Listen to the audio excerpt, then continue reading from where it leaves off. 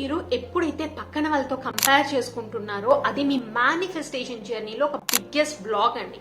చాలా మంది వింటూ ఉంటాము, యూజువల్ గా ఆఫీస్ లో చూస్తూ ఉంటాం కదా, పక్కన వాళ్ళ బిజినెస్ చాలా బాగా జరిగింది, వాళ్ళ ప్రాజెక్ట్ కంప్లీట్ అయింది, వాళ్ళ టీం కి వీళ్ళ టీం కి కాంపిటీషన్, వాళ్ళు గ్రో అయిపోతున్నారు. సో ప్రతిసారి మీరు కంపేర్ చేసుకుంటున్నప్పుడు మిమ్మల్ని మీరు ఒక అబెండెన్స్ మైండ్ సెట్ నుంచి ఒక ల్యాక్ మైండ్ సెట్, మీరేదో తక్కువ అని చూపించుకుంటున్నారు.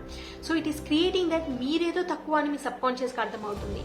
అండ్ పక్కన వాళ్ళు గ్రో అవుతుంటే అప్రిషియేట్ దెమ్ అండి. అప్పుడు మీ సబ్ కాన్షియస్ కి యూ నీడ్ దట్ అనేది మీకు అర్థమవుతుంది. సో ప్రతిసారి పక్కన వాళ్ళు ఎదుగుతున్నప్పుడు వాళ్ళని అప్లిఫ్ట్ చేయండి, వాళ్ళని అప్రిషియేట్ చేయండి, వాళ్ళ జర్నీలో వాళ్ళు ప్రోగ్రెస్ అవుతున్నందుకు హ్యాపీగా ఫీల్ అవ్వండి. సో మీ సబ్ కాన్షియస్ కి మీరు కూడా డిజర్వింగ్ అని అర్థమవుతుంది. అండ్ ఇది మీ మేనిఫెస్టేషన్ జర్నీని స్మూత్ గా చేస్తుంది.